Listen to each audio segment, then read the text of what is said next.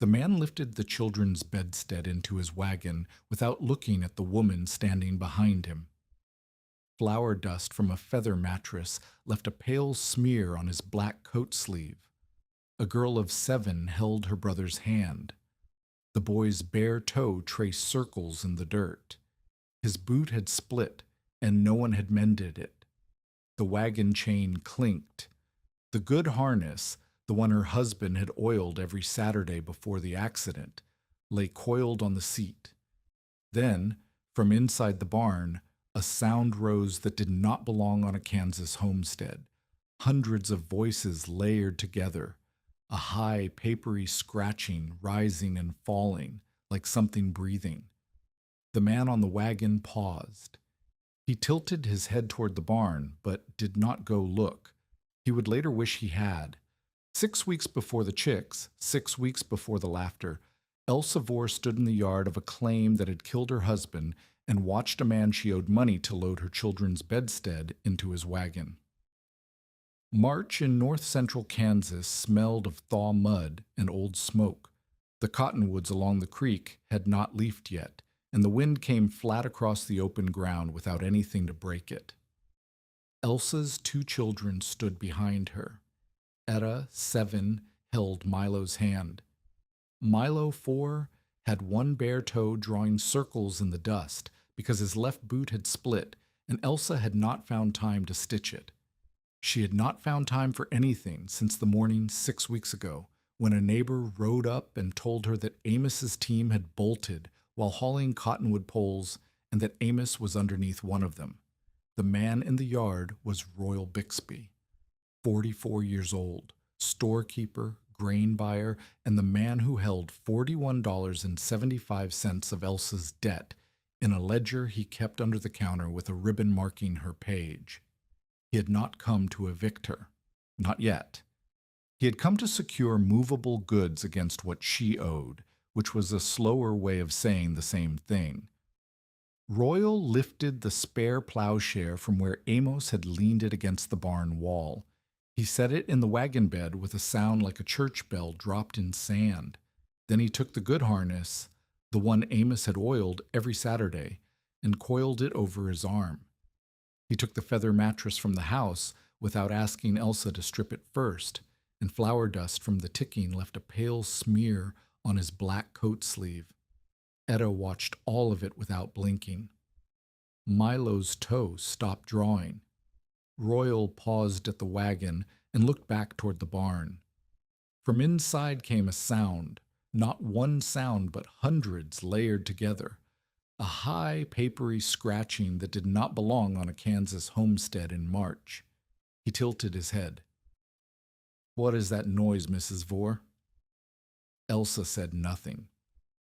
Inside the barn, 312 chicks shifted in their crates, and the scratching rose and fell like something breathing. Royal did not go look. He would later wish he had. Instead, he climbed onto the wagon seat and spoke down to her from the height of a man who believed he already owned what he was looking at. "You have until harvest," Royal said. "If your wheat does not settle this account, I will buy the claim at auction price.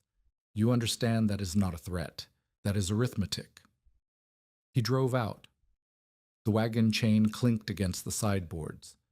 Elsa stood in the yard with dust on her hem, and 2 children behind her, and a barn full of chicks she had bought the day before, with almost every cent she had left, $18.40. That was what remained of Amos Vore's life, converted to currency. $18.40 in a tin box under a loose board, and now 12 of those dollars belonged to a poultry dealer from Nebraska, and the 312 mouths that money had purchased were eating cornmeal Elsa could not replace. The farm told the story of what she had and what she lacked, and it told it in numbers that did not add up. 160 acres on the claim, 22 broken, 10 in winter wheat that Amos had planted in October 3 weeks before he died, 4 in oats, 2 in garden, 6 still raw sod that would take a team and a plow to turn, and Elsa had neither a team nor a plow that would cut, 1 milk cow, already signed over to the dry goods account at the store in Jewel Center. One mule with a bad foreleg that could pull a drag, but not a plow. One cracked cook stove that leaked smoke from a seam Amos had meant to patch with stove clay he never bought.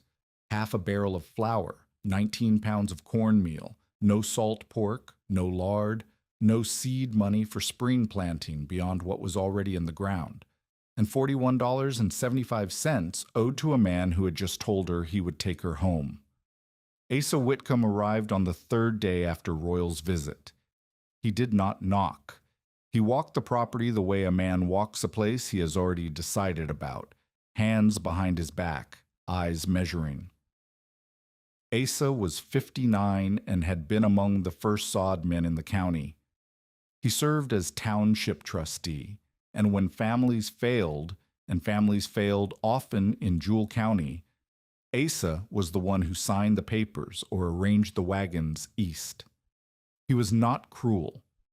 He had buried 2 of his own children in the first winter on the plains, and the experience had burned something out of him that might once have been softness.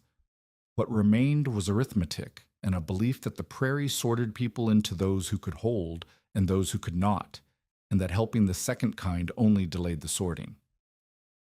He walked Elsa's wheat first, then the oats, then the garden plot, then the barn, where the chicks set up their scratching chorus, and Asa stood in the doorway and stared at the crates the way a man stares at a wagon wreck he cannot explain.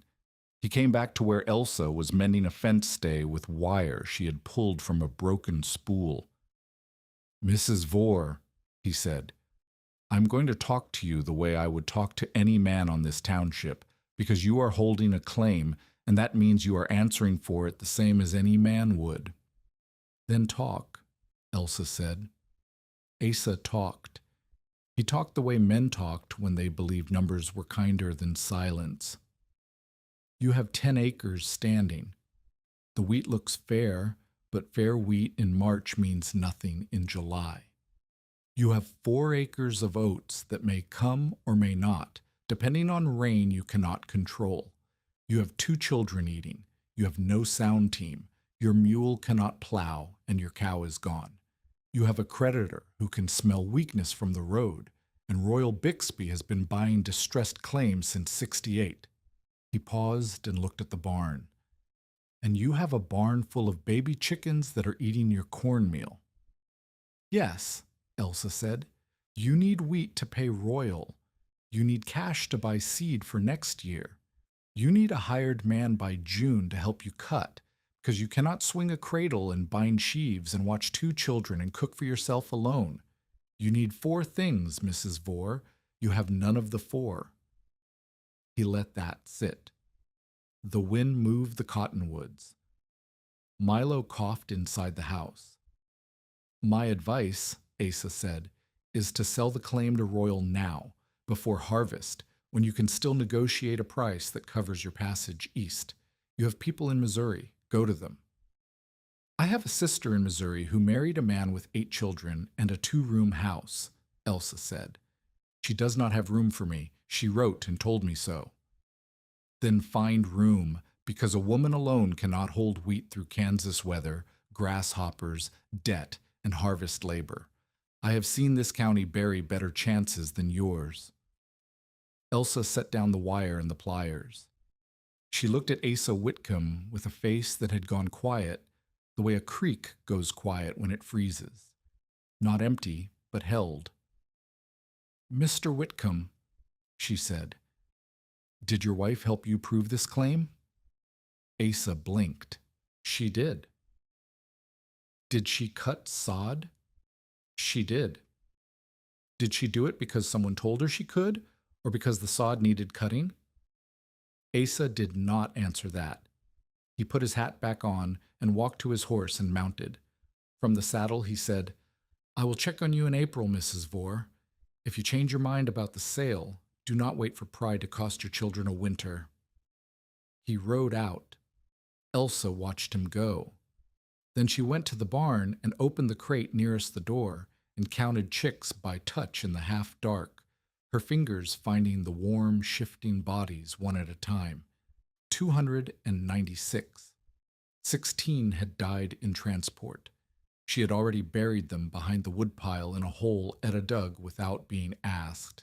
The idea did not come to Elsevier as a vision or a revelation.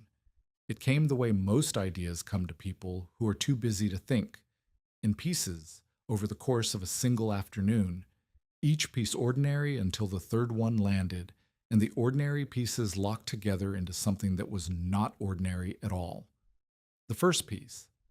Milo dropped a biscuit near the woodpile. Before Elsa could pick it up, 3 half-wild hens from the Harker place. Judith Harker's birds, always crossing the property line, raced in from the tall grass. They ignored the biscuit. They went under the bark of the stacked cottonwood and tore apart beetles with a speed that looked mechanical. The biscuit sat untouched while the hens worked the beetles clean. Then they ate the biscuit. The second piece, Elsa walked the wheat edge along the creek bank that afternoon and found stems chewed ragged at the base. Small, pale insects, grasshopper nymphs, no bigger than her thumbnail, wingless and slow in the cool air, clustered in the damp ground between the wheat and the creek grass. She counted 11 on a single stem. They were not yet the plague. They were the beginning of the plague, hatched from eggs laid the autumn before, still soft-bodied and earthbound. But they were eating. The third piece. That night, while heating bricks on the stove to warm the chick crates, Elsa remembered. Missouri. A June morning. She was 9 years old. Her mother stood at the edge of the apple orchard where cankerworms had chewed the leaves to green lace. Her mother did not spray. She did not burn. She cut a gap in the brush fence at the orchard's lower end, tapped a tin cup with a spoon, and let the hens flood through. 30 birds moved into the trees like brown water. Within a week, the worms were gone, and the hens were fat. Elsa remembered the warm press of feathers against her wrists when she helped her mother carry a hen back to the coop. She remembered the sour mash smell of the feed bucket. She remembered her mother saying, not to Elsa, but to the neighbor who had come to watch, "The birds do not know they are saving the orchard. They only know they are eating." 3 pieces. Beetles ignored in favor of insects. Nymphs in the wheat. Hens in the orchard.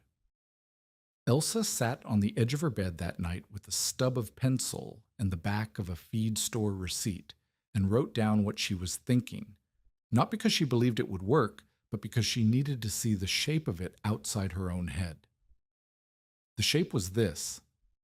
Grasshoppers were coming. Everyone in Jewell County knew it. Men at the store had talked about hopper eggs seen in low ground west of town. The question was not whether the insects would come, but when and in what numbers, and what anyone could do when they did. The conventional answers were smudge fires, ropes, flails, ditches, tar pans, and blankets. Every one of those answers was reactive. You waited for the swarm and then you fought it, and the swarm was always bigger than the fight. Elsa's idea was not reactive, it was preventive. Raise enough hungry birds before the insects reached flight strength, not after, before. The method she sketched on the receipt was not merely own chickens. She had seen what happened when chickens were left to range freely. They scattered, they ate garden shoots, they nested in places you could not find, and they followed their stomachs, not your needs. What Elsa designed was a system for steering hunger. Brood the chicks in stove-warmed crates at night, using heated bricks wrapped in flannel, replacing the bricks every 4 hours. Feed cracked corn and sour mash only enough to keep the chicks alive, not full. A full bird loafed, a starving bird scattered. The flock needed to be sharp, hungry enough to hunt but fed enough to follow. Train them to a tin cup call, the way her mother had, so the flock could be moved as a mass. Build brush hurdles, 12 feet long, 3 feet high, from willow, twine, and scrap slats. Create lanes along the wheat edges so the chickens swept insects without scattering into the crop. Move water pans ahead of the flock so the birds advanced where she needed them. Use ash dust baths to control lice and keep the birds active and scratching. Release the flock at dawn, when grasshopper nymphs were cool, sluggish, and low on stems. Every step depended on the step before it. If the birds were not trained to the cup, the lanes would not work. If the lanes were not built, the birds would eat wheat instead of hoppers.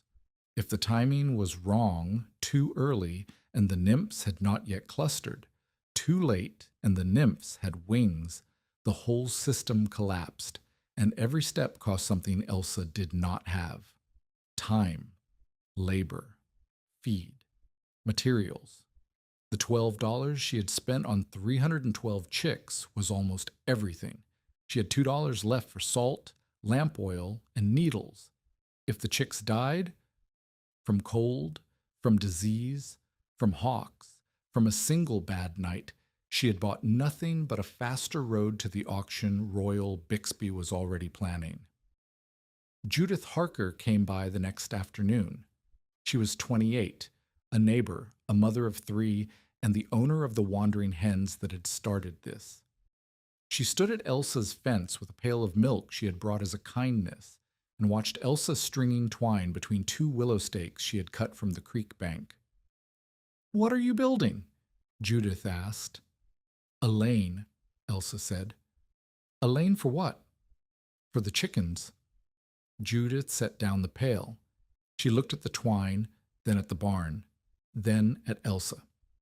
"Elsa," she said, "what happens when your cure eats the wheat faster than the hoppers?" It was the question the men at the store would have asked if they had bothered to walk out and look. It was a fair question. Elsa had asked it of herself at 2 in the morning while replacing hot bricks in the crates. "Then I learned before July," Elsa said. "Learn what?" "Whether I built it wrong." Judith shook her head, but she left the milk. The town found out about the chicks the way towns found out about everything in Jewell County, through the store. Someone mentioned the scratching from Elsa Vor's barn. Someone else mentioned the crates. Royal Bixby, who had been inside the barn and heard the noise himself, supplied the number. 300, Royal said, rounding down for effect. She bought 300 chicks from a rag dealer out of Nebraska, paid cash. The woman owes me $41 and she paid cash for chickens. The phrase that stuck was not Royal's. It came from a man named Gunder Flaten, a Norwegian farmer with a good quarter section east of town, who said it to Asa Whitcomb while buying nails. She bought a famine in feathers. Royal heard it and repeated it. By the end of the week, half the settlement had heard the phrase, and it had become the way people talked about Elsa Vor, not with anger, but with the particular satisfaction of people who believe they are watching someone prove them right. The mockery was not vicious. That was what made it effective. Nobody rode out to shout at Elsa. Nobody threatened her. Children imitated chick sounds when she passed on the road to town. Men shook their heads at the store. Women who had brought food after Amos's death stopped bringing it, not because they were cruel, but because helping a widow was one thing and endorsing foolishness was another. Someone, Elsa never learned who, left a dead chick on her gatepost, its neck wrung, a gesture that could have been warning or mockery or both. The criticism made sense from the outside. Every word of it made sense. She was feeding 300 mouths while her own children ate thin mush. She was spending time building willow hurdles while her wheat needed weeding, and her oats needed rain, and her garden needed planting. She was doing something no one in the county had ever tried, and she was doing it alone, and the people watching had seen enough lonely gambits fail to know what failure looked like from a distance. Royal Bixby came back. He did not come for inventory this time. He came because a debtor acting strangely was a debtor he needed to watch. He found Elsa behind the barn, carrying a bucket of mash made from cracked corn, water, and the last scrapings of bran from a sack Amos had bought in January. The smell was sour and sharp, and it mixed with the ammonia stink of 300 chicks in close quarters and the green smell of willow bark Elsa had been stripping for hurdle frames. Mrs. Vore, Royal said. He stood with his hands in his coat pockets and his ledger under his arm, and he looked at the mash bucket the way a banker looks at a withdrawal slip he did not authorize. Mr. Bixby, Elsa said. She did not stop walking. You owe me flour money, Mrs. Vore, yet I hear scratching from your barn like Pharaoh's plague came indoors. Then do not sell me any more flour, Elsa said. Royal's face did something complicated. He had not expected that answer. A debtor was supposed to be apologetic or defiant, and Elsa was neither. She was carrying mash. I may not need to sell you anything, Royal said. By September, I may own the barn. He let that settle. Then he made his offer. He would cancel $20 of her debt, nearly half too if she signed over the lower 40 acres. The lower 40 was the creek bottom ground that ran along the limestone shelf where cottonwoods grew and water stood in spring. It was the worst ground for wheat and the best ground for speculation, because the railroad survey had passed within a mile of it, and Royal knew what railroad access did to land prices. It was also the ground where grasshopper nymphs were hatching in the damp soil, the ground Elsa needed most. No, Elsa said. Mrs. Vore, I'm trying to help you. You are trying to buy creek land for $20 of forgiven debt. The land is worth 4 times that if the railroad comes through, and you know it. Royal's mouth thinned. He was not accustomed to widows who talked about railroad surveys. The railroad may come, he said. The grasshoppers will come. One of those is certain. I would think about which certainty keeps your children fed. He left. Elsa set down the mash bucket and pressed both hands flat against the barn wall and stood there for a long time, breathing, feeling the wood grain under her palms and the vibration of 300 chicks moving inside the walls. The next morning, Judith Harker's oldest boy, a 12-year-old named Collis, who had been coming over twice a week to carry water and help with heavy lifting, did not appear. Elsa walked to the Harker place at noon and found Judith hanging wash. Collis is not coming today, Judith said. Is he sick? His father says your place attracts vermin. He says the chicks will bring rats, and the rats will cross to our grain. He does not want Collis near it. Judith did not look at Elsa while she said this. She looked at the wash. The chicks are in crates, Elsa said. There are no rats. I know, Judith said. But he is my husband, and Collis is his son. Elsa walked home. She did not argue. There was nothing to argue against. A man's fear for his grain was as real as her plan for her wheat, and no amount of explanation would make one less real than the other. Asa Whitcomb rode by that same week, kept his word about checking in April, and found Elsa building the second brush hurdle. She had cut willow from the creek, stripped it, and was weaving it between stakes she had driven with a rock because she did not own a post mall. What is that? Asa asked from horseback. A hurdle. For what purpose? To move the chickens where I need them. Asa looked at the hurdle. He looked at the barn. He looked at the wheat beyond, where the green shoots were 3 inches tall and fragile. Mrs. Vore, he said, you have built a circus fence around a debt. Tell us in the comments, have you ever been doubted by someone who only saw the mess, not the plan? Elsa did not answer Asa. She tied off the willow and moved to the next stake. He watched for another minute, then rode on. She could feel his judgment in the dust his horse left behind. Not anger, not pity, but the settled certainty of a man who had already written the ending. April became May. The wheat grew. The oats came up thin but standing. The garden took hold where Elsa could water it from the creek with buckets carried 40 yards each way, twice a day, Etta helping with a smaller pail that left wet half-moons on her dress. And the chicks grew. They grew the way all young things grow when they are kept alive by someone who cannot afford to let them die, unevenly, stubbornly, with losses that hurt. The first week after the purchase, Elsa counted 296 alive. She buried the dead behind the woodpile, small bodies in small holes, and Etta kept a mark on the tally board for each one lost. By the third week, 271 remained. A cold rain on the ninth night killed 11 that Elsa had not moved close enough to the stove bricks. A hawk took 3 in one afternoon when she opened the crates for the first outdoor test. Milo, reaching into a crate to pet a chick, knocked the lid sideways, and 40 birds flooded into the garden and shredded bean sprouts before Elsa could herd them back. Judith Harker witnessed that last disaster. She had come to return a bowl and stood at the fence watching Elsa chase panicked chicks through torn bean leaves with her skirt hiked to her knees and her hair coming loose in dirt on her face. "That," Judith said, "is your answer. They are hoppers with feathers." Elsa caught the last chick, put it back in the crate, and looked at her garden. The bean row was a ruin, 3 weeks of growth, gone in 6 minutes.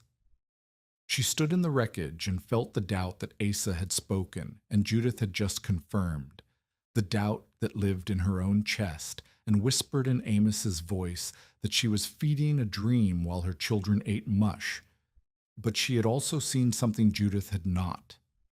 The 40 chicks that flooded the garden had gone for the bean sprouts, yes, but they had gone for the beetles under the bean leaves first. The sprouts were collateral. The instinct was insects. The problem was not the birds. The problem was that the birds had no lane to follow and no boundary to keep them from the crop once the insects were gone. The lanes were the answer. The lanes had always been the answer. Elsa rebuilt the bean row that evening after the children were asleep. She worked by lantern light, pressing seeds into the turned soil with her thumb, and she built a hurdle around the new planting before she went to bed. By the 6th week, 249 chicks were strong enough to range outside the crates in daylight. Elsa had 4 brush lanes built, running along the weed edges where nymph damage was worst. She had made water pans from cut tin cans, 42 of them, placed ahead of the flock path so the birds moved toward water, not away from it. She had trained the flock to the tin cup call, tapping it with a nail the way her mother had tapped it with a spoon, and the sound brought the birds together like a rope pulled tight. The chicks were no longer cute. They were quick, brown, scruffy things with bright eyes and legs that moved too fast. They ate everything that crawled. They followed the cup. They stayed inside the lanes, mostly. When they did not, Elsa learned which birds were leaders and which were followers, and she moved the leaders first and let the rest come behind. It was not a system yet. It was the skeleton of a system held together with twine and tin, and a woman who had not slept more than 4 hours a night since March. But the wheat was growing. The nymphs along the creek edge were fewer where the chickens had swept. And every morning when Elsa tapped the cup and heard 300 pairs of feet hit the dirt, she felt something that was not hope exactly, but was closer to hope than anything she had felt since they told her about Amos. The mule stood in the paddock and watched the chickens with an expression of offended dignity. Etta laughed at him. It was the first time Elsa had heard Etta laugh since winter. May was half gone. The wheat was 8 inches tall. The oats were holding. The grasshopper nymphs in the creek bank were growing too, shedding skins, getting faster, harder to catch between her fingers when she checked the count each morning. Everything was growing, everything was racing, and the sky had not yet changed color. But Elsa watched it every evening from the doorway, looking northwest, where the men at the store said the worst swarms had come from in the years before she and Amos had arrived. She had a flock. She had lanes. She had a method that worked on a garden row in April. She did not yet have the thing that would matter, a system that could hold when the sky turned dark and the sound came like rain on a roof that was not there, and 300 birds were all that stood between her wheat and the hunger that was coming for everyone. That test was still 2 months away, and before it came, she would need to meet a woman who walked 8 miles carrying a sack of netting and a bent poultry hook, and who would ask her a question that changed everything. But the woman had not arrived yet, and the nymphs were growing wings. Barbro Stensland walked 8 miles on a Tuesday morning in late May, carrying a sack of old netting over one shoulder and a bent poultry hook in her right hand. She was 56 years old, Norwegian-born, widowed once, and married again to a man who died of pneumonia 3 winters back, and she now lived with her son's family on a claim east of the Jewel Center Road. She had heard about Elsa's chicks the way everyone had heard Omri at the store, from Royal Bixby's mouth, wrapped in the phrase that had become the town's favorite joke. But Barbro had not laughed. Barbro had raised poultry on a Minnesota farm during the grasshopper years of 67 and 68, and she knew what chickens could do to insects when the chickens were hungry and the insects were slow. She also knew what chickens could not do, which was everything else. She arrived at Elsa's gate without announcement. Elsa was in the yard, scooping ash from the stove into a shallow trench she had dug near the first brush lane. The ash was for dust baths. She had read somewhere, or heard somewhere, or guessed that birds that rolled in ash stayed cleaner and scratched harder. She was not sure it was true. She was sure it was worth trying. Barbro stood at the gate and watched. She watched the ash trench. She watched the brush lanes. She walked to the barn without asking permission and looked inside at the crates, at the tally board Etta had hung on a nail, at the marks for dead and living. She came back out and looked at the wheat, where the nearest lane ran along the south edge, willow hurdles lashed to stakes with twine that was already fraying in the weather. "Who taught you to separate the weak chicks?" Barbro asked. Elsa looked up from the ash. "Nobody. The weak ones do not eat at the same speed. If you leave them with the strong ones, they get trampled." Barbro nodded. She set her sack down on the fence post. "A foolish woman buys chicks," Barbro said. "A desperate woman counts where they step. Which are you?" "Both," Elsa said. Barbro smiled. It was a small smile, the kind that meant she had gotten the answer she came for. "Show me the rest," Barbro said. Elsa showed her. She showed her the lanes, the water pans, the tin cup training, the dawn release schedule, the feed amount she had scratched onto a board by the stove. Barbro listened and looked and touched things, the hurdle lashings, the tin edges, the soil along the lane paths, and she said very little until Elsa had finished. Then Barbro said, "You have 3 problems you do not know about yet." The first problem was feeding rhythm. Elsa had been feeding the flock once in the morning and once at dusk, splitting the ration evenly. Barbro told her this was wrong, and she told her by showing, not explaining. She took a handful of cracked corn and scattered it in front of 6 birds near the barn. The birds ate, then settled into the dust and closed their eyes. "Full bird's loaf," Barbro said. "Watch." She took another 6 birds that had not been fed. She opened the nearest lane and let them walk. They moved fast, heads low, feet scratching. Within a minute, 2 of them had pulled nymphs from the base of a wheat stem. "Starving birds scatter," Barbro said. "They run too far, too fast. They leave the lane. You need them sharp, not empty, not full. A small mash at dawn, just enough to get them on their feet and moving together. Then hunt, then grain at dusk as reward. The hunt is the meal. The mash is the leash." Elsa changed the feeding schedule that afternoon. The difference was visible by the second morning. The flock moved with purpose instead of wandering. They stayed in the lane longer before drifting toward the edges. They ate more insects per hour because they were looking for food instead of digesting it. The second problem was steering. Elsa had been using the tin cup call to pull the flock forward, but she had no way to push them sideways when they drifted toward the wheat. Barbro unfolded 2 pieces of old canvas from her sack, sail remnants, stained and stiff, and showed Elsa how to hold one in each hand and walk behind the flock at an angle. The canvas created a wall the birds could see but not pass through. Combined with the tin cup ahead and the canvas behind, Elsa could move the flock like water through a channel, not perfectly, not every time, but well enough that the birds swept the lane edge without flooding into the standing crop. Etta watched from the garden fence and asked to hold a canvas. Barbro handed it to her without condescension, adjusting the girl's grip and telling her to keep her elbows still. Etta moved the bird 6 feet along the lane on her first try.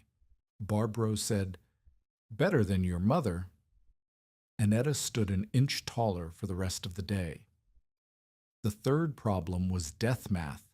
Elsa had been counting her flock as a single number, 249, and mourning each loss as a subtraction. Barbro told her to stop. "You do not have 249 chickens," Barbro said. They were sitting on the ground behind the barn, plucking a dead bird that had been caught by a cat in the night. Barbro's hands moved without looking. "You have whatever lives after cats, cold, hawks, wet feet, and foolishness. That number will always be less than what you started with. If you grieve every bird, you will be grieving through July when you need to be working." She handed Elsa a stripped feather. "Save these. You will need them for something eventually." Barbro did not move to Elsa's farm. She walked the 8 miles twice a week, arriving before the children woke, staying until afternoon, then walking back.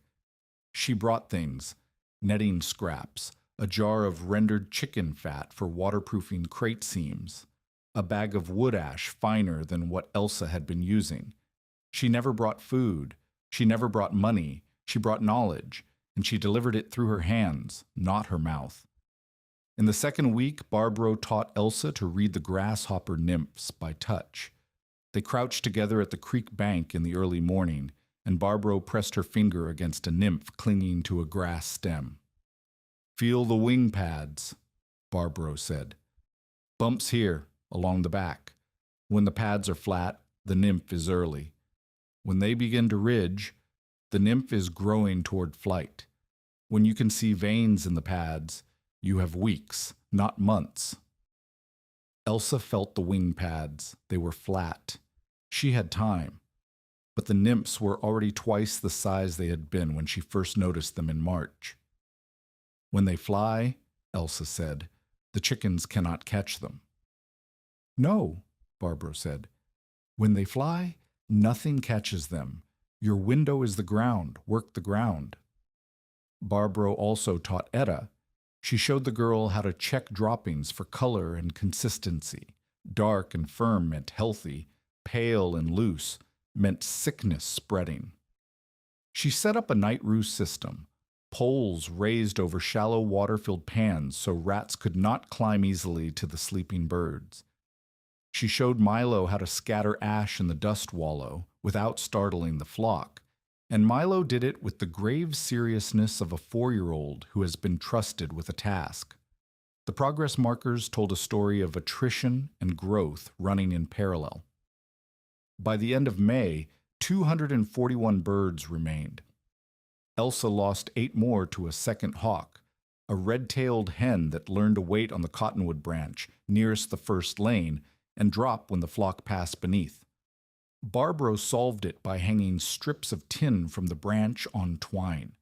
The spinning metal scared the hawk for 3 days. On the 4th day, the hawk came back. Barbro shot it with a borrowed rifle, cleaned it, and hung the feathers from the hurdle posts. No hawk came close for the rest of the season. By the first week of June, 238 birds were strong enough to range in the full lane system. 6 brush lanes ran from the barn to the wheat edge, along the garden border, and down to the oat field near the creek. 42 water pans marked the flock path. 3 roost shelters stood on poles behind the barn. 1 ash wallow, deep and fine, sat near the garden gate. The flock answered the tin cup within seconds. They moved through the lanes in a ragged column that looked chaotic from a distance but functioned from above, like a broom sweeping a floor. Elsa's hands were cracked from willow bark. Her shoulders ached from carrying water and mash twice a day across ground that never got shorter. She had lost weight she could not afford to lose. Her dress hung loose at the waist, and the bones of her wrists showed when she gripped the tin cup.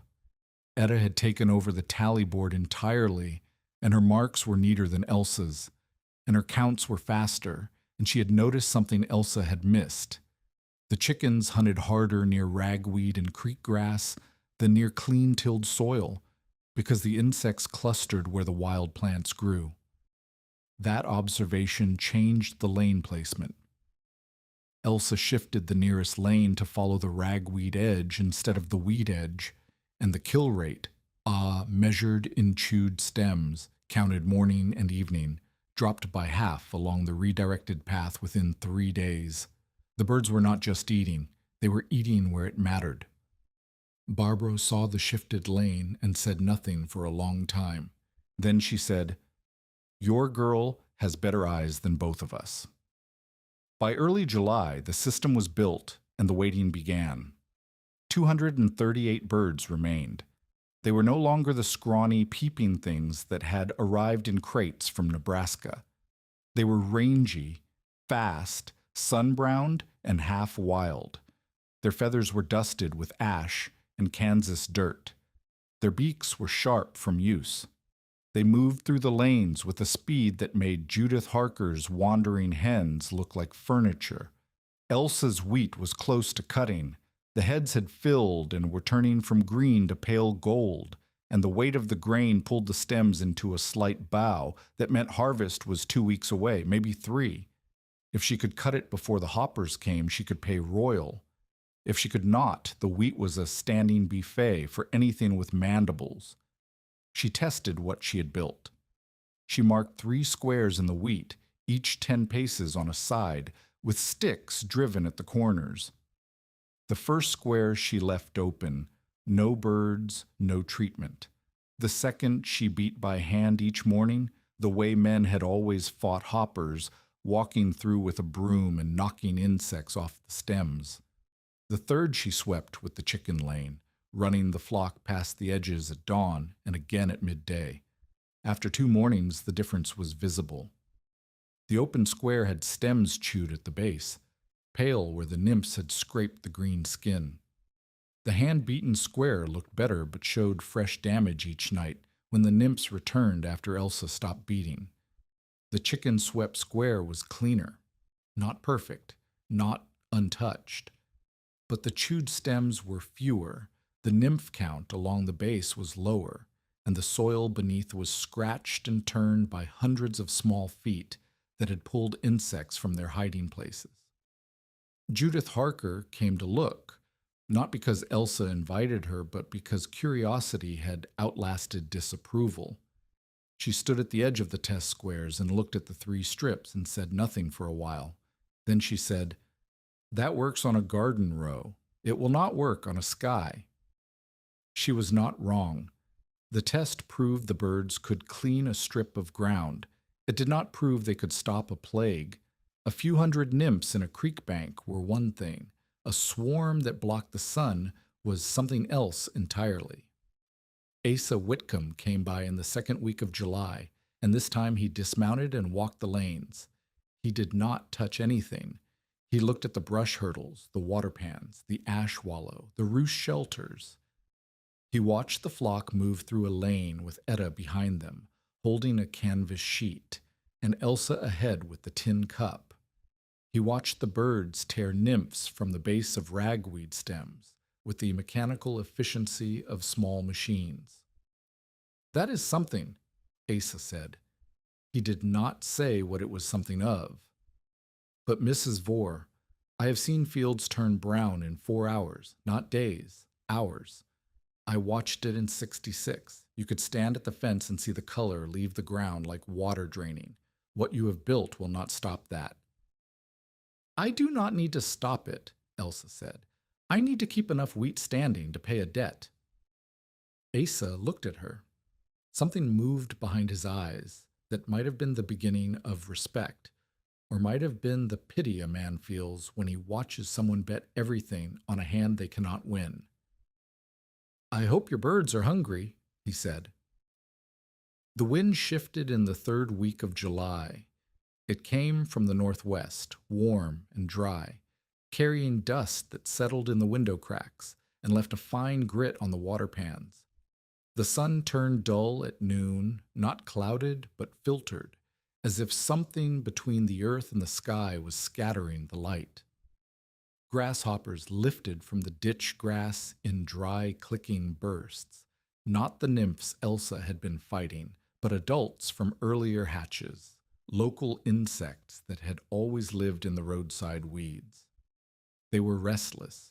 They flew short distances and landed and flew again, and the clicking sounded like someone shuffling a deck of cards made of bone. Barbro finished the last lane. 4 parallel brush runs stretched from the barn to the wheat field, with branches leading to the garden and the oat strip and the lower creek ground. It was ugly. The hurdles were patched with anything Elsa could find. Willow, scrap slats from a broken crate, pieces of an old door Amos had never hung. The twine was knotted in 12 places. One section leaned so badly that Etta had propped it with a forked stick, but it was done. The system was complete. The flock was trained. The lanes covered the ground that mattered. Barbro coughed. She had been coughing for days, a deep sound that came from her chest and left her leaning on the hurdle posts with her eyes closed. The dust in the air made it worse. She did not mention it, and Elsa did not ask, because asking would have meant acknowledging that Barbro might not be there when the swarm came. On the last evening before the sky changed, Barbro gave Elsa the poultry hook, the bent one she had carried from Minnesota, the one she used to catch birds by the leg without bruising them. When they come, Barbro said, do not chase the sky, work the ground under your feet. Elsa took the hook. It was warm from Barbro's hand. You will be here, Elsa said. Barbro looked northwest. The horizon had a color that was not quite yellow and not quite brown, and the light lay on the wheat like something heavy. I will try, Barbro said. The swarm came on a Thursday in late July. Elsa saw it before she heard it, a darkening from the northwest that she first mistook for prairie smoke. The line stretched across the horizon like a bruise spreading on pale skin, and it moved with a speed that did not make sense for smoke, because smoke drifted, and this did not drift. It advanced. Then the sound arrived. It came ahead of the insects the way thunder comes ahead of lightning, except this sound did not crack and fade. It built. It started as a hiss, became a rattle, became the sound of rain falling on dry paper, and then it became something that had no name. Elsa knew, a vibration that she felt in her teeth and in the boards of the porch, and in the water trembling in the bucket by the door. Milo pressed against her leg. Etta stood in the doorway with the tally board in her hand, because she had been counting eggs when the sound began, and she had not put the board down. Mama, Etta said. Get inside, Elsa said. Both of you, stay with the door closed. She did not go inside. She went to the barn. The town reacted the way towns had always reacted. Men lit smudge fires in their wheat fields, piling green wood and wet grass to make smoke that was supposed to keep the insects high.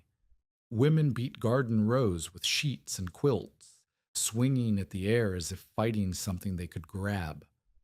Boys ran through the fields, dragging ropes weighted with stones, knocking hoppers from the stems. The smoke lay low and thick, and the insects settled through it like dust through gauze, and the fires did nothing except make the air harder to breathe. Elsa opened the barn. The chickens knew. They had been restless since dawn, the scratching louder than normal, the movement in the crates faster. When the door swung wide, they did not wait for the tin cup. They poured out, wings, dust, noise, feet, and hit the first lane in a chaos that looked nothing like the controlled sweeps Elsa had practiced for 3 months. For a terrible moment, she thought she had lost them. The birds scattered at the end of the lane, some going left toward the wheat, some going right toward the open ground, some stopping entirely and pressing against the hurdles as the sound from the sky grew louder. Elsa grabbed the tin cup and struck it with the nail, and the sound cut through the noise the way a bell cuts through wind, and the flock contracted. Not all of them, not neatly, but enough. The lead birds turned toward the cup, and the followers turned toward the leaders, and the mass began to move along the lane toward the wheat edge. The first locust landed on Elsa's arms. They were larger than the nymphs she had been fighting. Full adults, winged, with mandibles that worked sideways in a motion that looked like chewing even when they were not eating yet. They landed on the hurdle posts, on the water pans, on the roost shelters, on the ground, on the wheat. They landed on everything. The air was so thick with them that Elsa could not see the cottonwoods along the creek, and the sound was so loud that she could not hear the tin cup she was striking 3 feet from her own hand. The chickens did not need to hear the cup anymore. They could see the food. 238 birds hit the locust-covered ground like a rake hitting leaves. They did not peck daintily. They ran. They struck. They swallowed. They moved forward in a wave that was ugly and frantic, and nothing like the orderly sweeps Elsa had imagined, and they ate with a violence that matched the swarm, because the swarm was food, and the birds were hungry, and Barbaro had been right about feeding rhythm, sharp, not empty, not full. Along the first lane, the ground cleared in a strip 3 feet wide, not permanently, not completely. Insects landed as fast as the birds ate them, but the strip was visible, a ragged line of turned, scratched soil where the density of living locusts was lower than the ground on either side.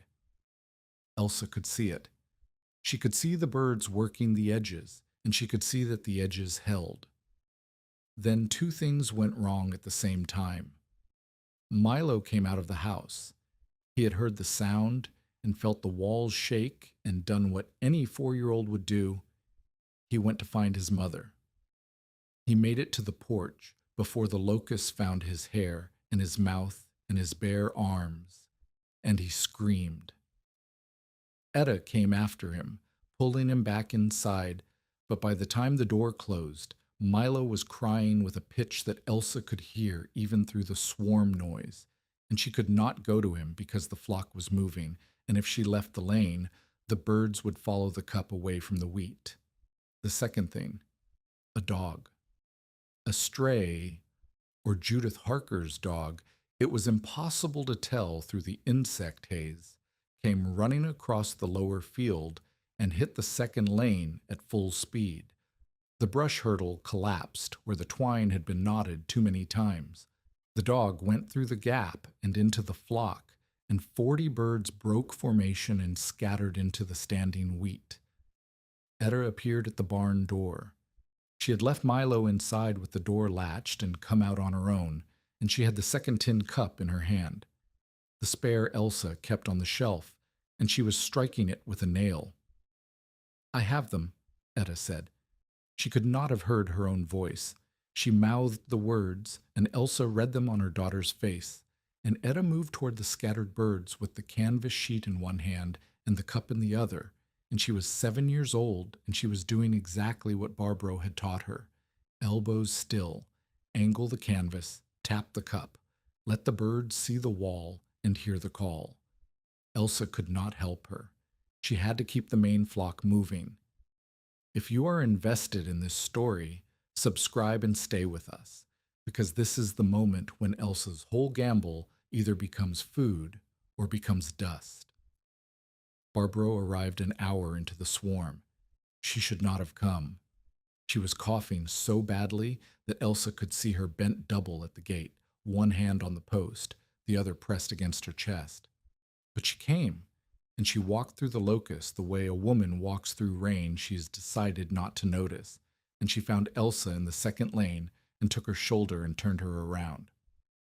"Edges first," Barbaro said. Her voice was a rasp under the swarm noise. "You're pushing them into the standing wheat too soon. Make a wall that eats. Edges first. Drive the birds along the border. Let them clean the perimeter. The insects on the ground are the ones destroying the roots. The ones in the air will leave when the wind changes. Work the ground." Elsa shifted the flock. She pulled the main body back to the wheat edge and let them sweep the border instead of pushing through the middle. The difference was immediate. The locusts landing on the outer stems met birds. The locust that made it past the first sweep met a second lane of birds coming from the oatfield side. The wheat in the center was still under assault from above, but the stems at the roots were being defended, and roots were what mattered because a wheat head with a gnawed stem fell over and never recovered. At Judith Harker's place, 3/4 of a mile away, the family fought with quilts and brooms. The oats vanished in 2 hours. Judith's youngest daughter screamed when locusts crawled into her hair and down the collar of her dress, and Judith tore the dress off the child in the yard and wrapped her in a horse blanket and carried her inside. The garden, beans, squash, corn starts, was stripped to stalks by noon. The Harker family stood in their house and listened to the sound of mandibles on the walls and the window sills and the door frame, and they could do nothing. Royal Bixby's grain shed fared no better. He had wet blankets on the roof and smudge fires at every corner, and the smoke made his eyes stream and his lungs burn, and the locusts covered the roof in a living carpet that shifted and crawled and found every crack. They entered through the eaves. They fouled open sacks of flour with droppings and chewed bodies. They ate the paper labels off tin cans.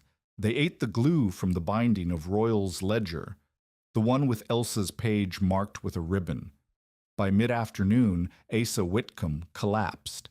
He had been helping 3 families carry goods indoors and beating smudge fires for 6 hours, and the heat and the smoke and his age brought him down in the Harker yard.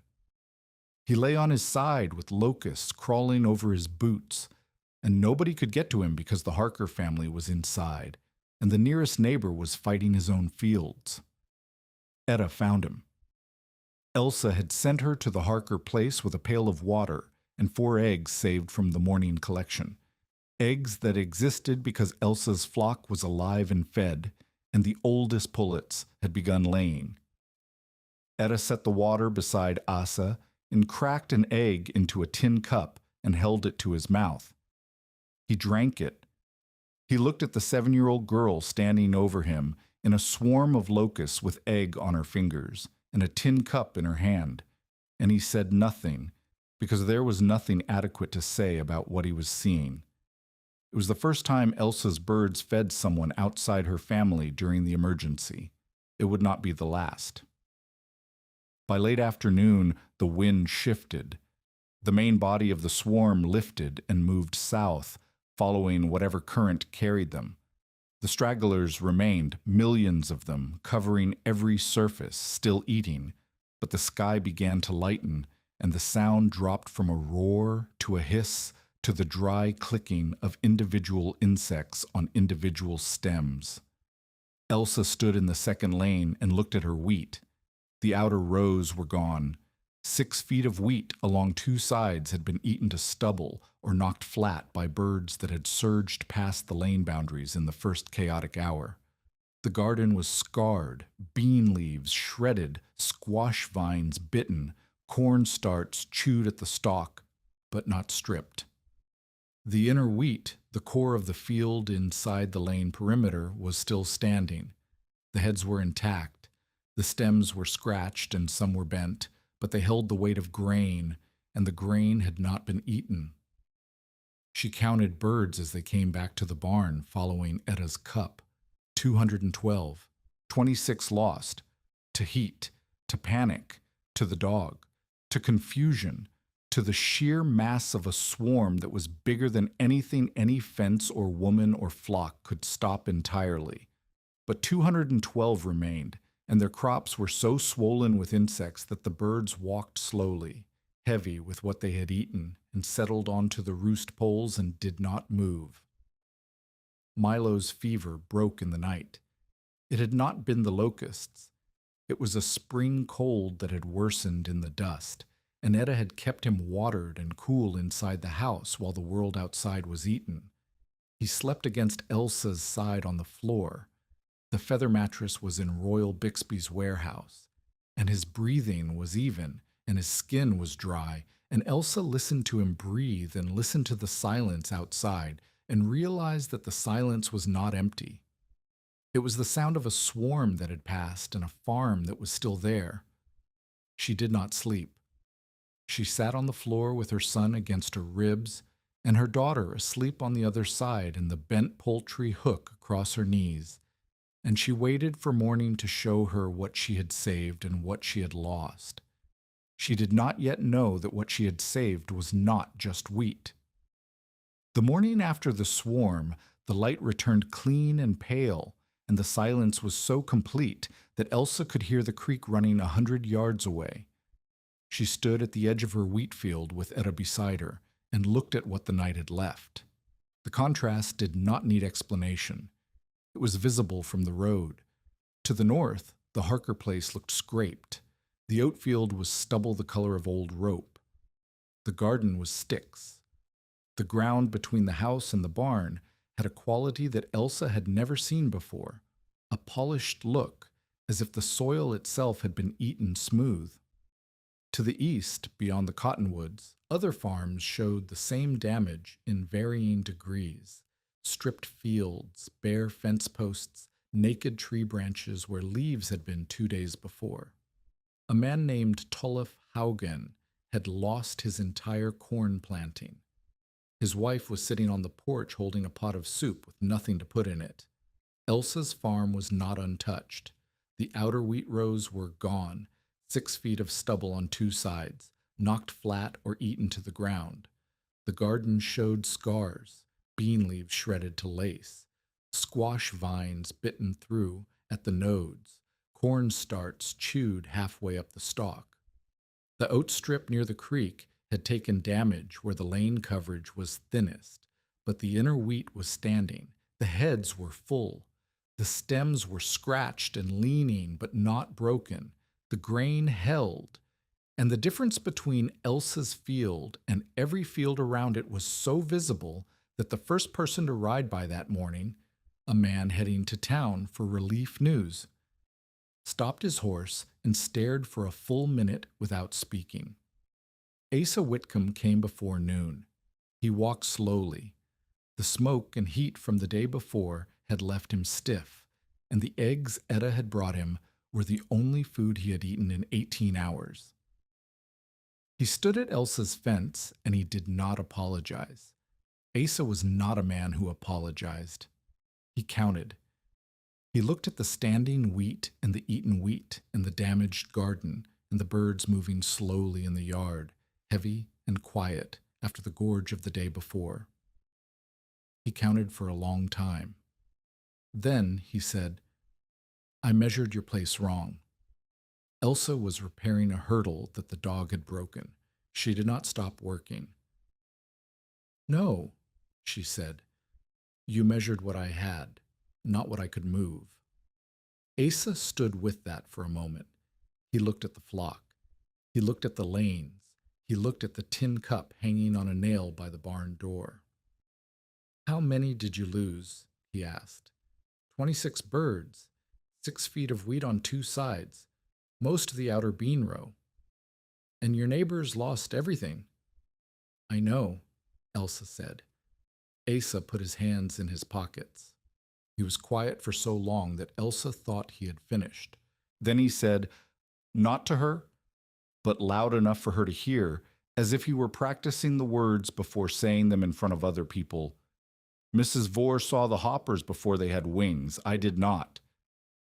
He left without saying anything else, but Elsa heard him repeat those words at the store 2 days later, standing in front of 6 men who had all used smudge fires and ropes, and none of them laughed.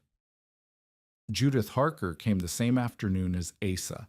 She brought her youngest daughter, the one who had screamed when the locusts crawled into her hair. The child stayed close to Judith's skirt and would not look at the sky. Judith did not apologize either. Like Asa, she was not built that way.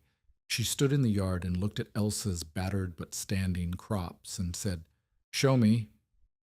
"Show you what?" "The lanes, the feeding, the cup. Whatever you did that I did not." Elsa set down the hurdle wire. She looked at Judith, the woman who had said her cure would eat the wheat faster than the hoppers, the woman whose husband had pulled Collis away, the woman who had called the chicks hoppers with feathers. "Come back tomorrow morning," Elsa said. "Bring string and a knife. I will show you everything." Judith came back. She brought string, a knife, and her oldest boy Collis, who was 12 and had strong arms and did not say a word about the months he had been absent from Elsa's place. Elsa taught them the way Barbro had taught her, through action, not lecture. She showed Judith the feeding rhythm: small mash at dawn, hunt after, grain at dusk. She showed Collis how to cut willow for hurdle frames and strip it without splitting. She showed Judith's daughter how to tap the tin cup, and the child tapped it once and the flock turned toward her, and the child smiled for the first time since the swarm. Elsa did not charge. She did not trade. She did not make Judith say she had been wrong. She taught because the method needed to spread or it was worthless. A single woman's trick instead of a community defense. And because Barbro had taught her freely, and she owed that debt forward, not backward. Within a week, 3 more families came. A woman named Marte Kvama, whose husband was hauling freight and would not return until September. A bachelor farmer named Peter Lunde, who had lost his entire oat crop and had nothing to feed his 2 horses. A family named Espeland, whose children had been eating boiled wheat husks for 3 days because their flour was fouled with locust droppings. Each one came with the same expression, a mix of shame and need that Elsa recognized because she had worn it herself in March when Asa told her to sell. She taught them all. She gave them what she could spare, a few handfuls of clean grain, 4 eggs each, the knowledge of lanes and timing and hunger management. She did not give birds. She could not afford to lose any more of the flock, and she told people so directly without apology. Elsa harvested the surviving wheat in the first week of August. She cut it with a hand sickle because she had no cradle and no team to pull a reaper, and Etta gathered the sheaves and Collis Harker, returned now, his father silent on the subject, helped bind them. 7 bushels from the protected core. In a normal year, 7 bushels from 10 acres would have been a disaster. In the summer of 1874, when neighbors had harvested nothing, 7 bushels was power. She kept 2 bushels for seed. She kept 1 for flour. She kept 1 for the 2 bushels she owed the poultry dealer from Nebraska. She sold 3 bushels to the store, not to Royal Bixby's store, but to a smaller trader in the next township, who paid cash and did not hold her debt. $14. Plus, The eggs that had begun coming as the oldest pullets matured on their high-protein diet of locust and grain. Elsa sold eggs to the Espeland family, to Marte Kavam, to Judith Harker. She traded eggs for salt, for lamp oil, for a new pair of boots for Milo. The eggs were small, and the shells were strong, and the yolks were the deep orange of birds that had eaten their weight in insects. And people noticed. Royal Bixby noticed too. He noticed the way a man notices when the arithmetic he has been counting on begins to change. Elsa's debt to his store was $41.75. She had not paid a penny of it, but she was feeding her children, she was selling grain, she was selling eggs, and the claim he had planned to buy at auction was still occupied by a woman who showed no sign of leaving. Royal's first response was not confrontation, it was commerce. He offered to buy half her flock at a price that was insultingly low, 4 cents a bird, claiming she could not feed them through winter. Elsa refused. She said she would trade eggs when she had surplus, but she would not sell birds. Royal said she was hoarding stock that a man could put to better use. Elsa said nothing to that, because it did not require an answer. Royal's second response was rumor. He told customers that locust-fed eggs were foul, that the insects gave the yolks a bitter taste and a reddish tinge that meant the eggs were tainted. This was not entirely invented. Some of the first eggs after the swarm did have a strong smell and a darkened yolk because the hens had gorged on locusts, and the insect oil passed through into the eggs. It was a real problem, and Royal had found the real problem and turned it into a weapon. The rumor spread fast. 2 families who had been buying Elsa's eggs stopped. Marte Kvama came to the gate and asked quietly whether the eggs were safe to eat. Elsa did not know the answer for certain. She knew the eggs tasted fine to her. She knew her children had eaten them without sickness. But she could not prove what she could not measure, and doubt was cheaper than proof. Barbro solved it. She came to Elsa's kitchen, walking slower now, the cough deeper, resting twice on the way, and sat at the table and cracked 6 eggs into separate bowls. 3 were from birds that had been eating heavy locust for 2 weeks. 3 were from birds that Elsa had pulled off the lanes and put on grain and garden scraps 5 days earlier. The difference was visible. The locust eggs had yolks that were dark orange, almost brown, with a smell that was not rotten but was strong, oily, mineral, insistent. The grain eggs had yolks that were golden yellow, firm and mild. "The problem is not the eggs," Barbro said. "The problem is the feed before the eggs. If you want market eggs, you need a cleaning pen. Pull birds off the lanes 10 days before you collect for sale. Feed them grain, greens, clean water. The locust oil passes through in a week. The eggs after that are clean." It was so simple that Elsa wanted to hit herself for not seeing it. A cleaning pen. Separate the market birds from the hunting birds. Rotate them. Feed one group for war and another group for commerce. They built the cleaning pen that afternoon. A small enclosure near the garden, fenced with the last of Barbro's netting, with a water pan and a grain trough, and shade from a piece of canvas stretched between 2 stakes.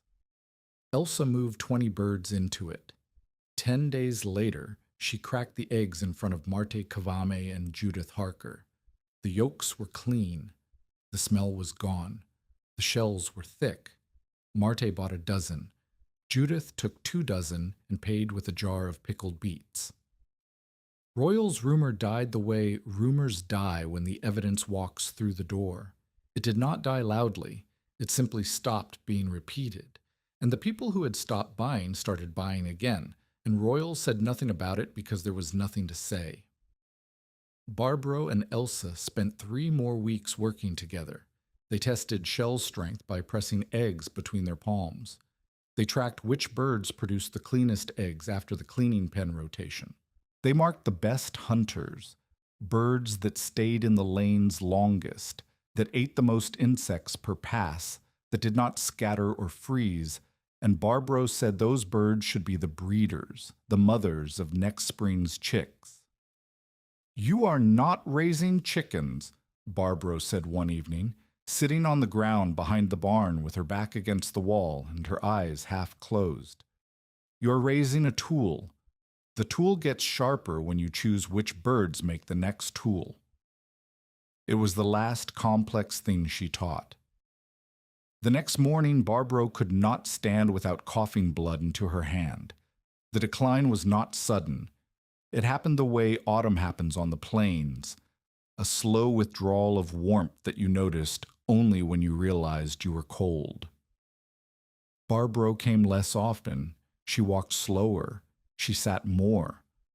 The cough became a sound that Etta imitated without meaning to, a rhythm the household had absorbed. Elsa went to Barbro's son's claim in the second week of October and found Barbro in bed, thin and gray, with the quilt pulled to her chin and a cup of broth untouched on the stool beside her. "I need you to do something," Barbro said. "Name it. Tell me the system, all of it, from the beginning, dawn feeding to market egg, every step, do not skip." Elsa pulled a chair to the bed and talked. She talked for an hour. She described the dawn mash, the lane release, the canvas steering, the tin cup call, the ash wallows, the night roosts, the water pan placement, the nymph timing, the cleaning pen, the breeder selection, the chick brooding with heated bricks, the hurdle construction, the feed ratios. She described it the way Barbro had taught it to her, through the actions, the materials, the sensory details, and when she finished, Barbro was quiet for a long time. "Then it is not mine anymore," Barbro said. Barbro Stensland died on the 11th of November, 1874. Her son buried her on his claim, on a low rise facing west, and Elsa stood at the grave with Etta and Milo and did not speak because the words she had were too small for what she owed. She hung Barbro's bent poultry hook beside the barn door that evening. The wind moved it against the wood, and it made a sound like a knuckle tapping, soft and irregular, and Elsa stood in the doorway, listening to it until the light was gone. There was no speech she could give, and no lesson she could draw. Barbro had walked 8 miles carrying netting and a hook because she recognized something in Elsa that was worth walking for, and she had given everything she knew, and now she was in the ground on a hill facing a direction she would never see again. The poultry hook knocked against the barn door. The chickens shifted on their roosts. Milo coughed in his sleep, and the sound was so like Barbro's cough that Elsa's chest seized before she remembered it was her son, not her teacher, and that the cough was small and would pass. Winter came. Elsa insulated the roost shelters with straw and sod, packing the walls the way Barbro had described Minnesota coops, thick enough to stop wind, loose enough to let moisture escape. She moved the cleaning pen birds indoors. She rationed grain carefully, enough to maintain weight, not enough to make the birds fat and lazy. The flock entered December at 209, 3 more lost to a fox in October. And by January, they were lean and alert and producing enough eggs for the household and 8 to 10 dozen per week for sale. The winter was not easy. No winter on the Kansas plains was easy, but it was the first winter since Amos's death that Elsa did not lie awake, counting the days until the food ran out. The eggs were currency. The grain was seed. The flock was alive. And in the creek bank, under the frozen mud, grasshopper eggs waited for spring like a promise of war. Spring 1875 arrived with a cruelty that only people who had survived the previous year could feel. The snow melted, the grass greened, and in the roadside ditches and the creek banks, and the low, wet ground where leaf litter collected, grasshopper nymphs began to hatch. Not a swarm, not yet. But the tiny, pale, wingless insects appeared in clusters along the same ground where Elsa had first noticed them a year before, and the sight of them sent a cold wire through her stomach that had nothing to do with the temperature. The town wanted Elsa's birds, not politely, not abstractly, but urgently and immediately. Tolf Haugen rode to her gate and asked her to bring the flock to his replanted corn. Peter Lunde asked her to sweep his oat field. Marte Kvama asked her to clean the roadside ditch near her garden. Even people who had not spoken to Elsa since the swarm, people who had laughed at the phrase famine in feathers and had not stopped laughing until July, came to her gate and asked. Elsa could not help them all. She had 209 birds. The birds could sweep her own farm and perhaps one neighbor's. If she sent the flock to every claim that asked, the birds would be scattered across miles of ground, exhausted, unfed, unmanaged, and useless. The system worked because it was controlled. Remove the control, and it was just chickens in a field. This was the test Barbro's death had left her. Not a test of knowledge. Elsa had the knowledge, but a test of authority. Could she say no to people who needed help? And could she make the refusal stick? And could she offer something better than refusal? If this story reminds you why preparation matters before disaster is visible, share it with someone who understands the value of starting early. Elsa's answer was a rule. She announced it at the store, not at Royal's counter, but on the porch outside where men gathered to smoke and complain. She said it simply, standing with Etta beside her, and the bent poultry hook in her hand like a staff. My birds will come to any place that is ready for them, but ready means lanes built, water pans set, and a feeding plan written down before I arrive. I will teach anyone how to build the lanes. I will lend twine and canvas, but I will not bring birds to bare ground and hope. If you want the flock to work your field, you build the system first. It was not a popular rule. Tolf Haugen said he did not have time to build brush fences when the nymphs were hatching now.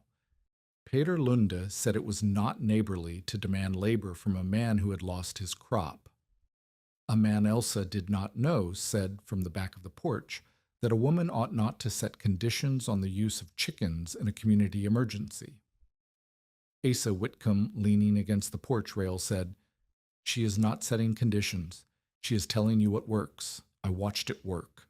Build the lanes or do not complain when the hoppers eat your corn again."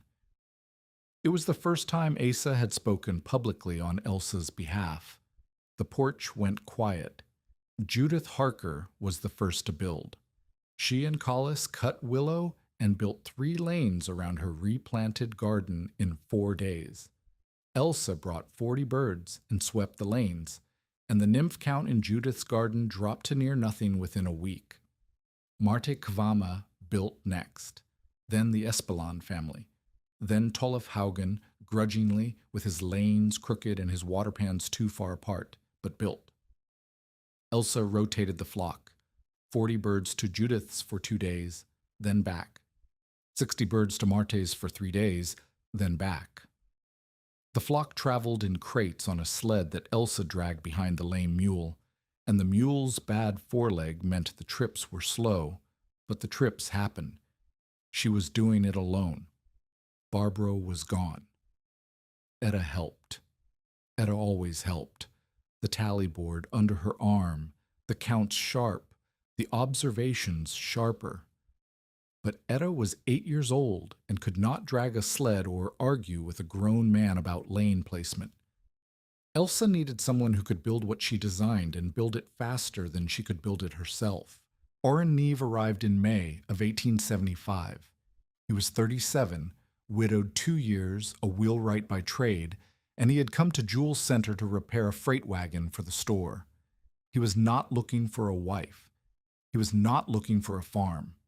He was looking for a wheel hub that had cracked in transit, and the search brought him past Elsa's gate, where he stopped because the sled runners had gouged 2 ruts in the road, and he wanted to know what kind of fool was dragging a sled in May.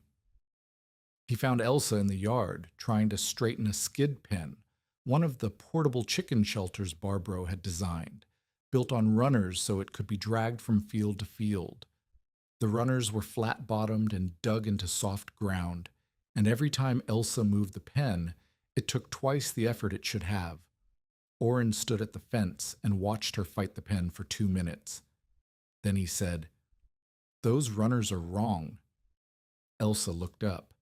She saw a man she did not know, medium height with sawdust in his beard and a wheelwright's hands, thick-fingered, scarred, capable.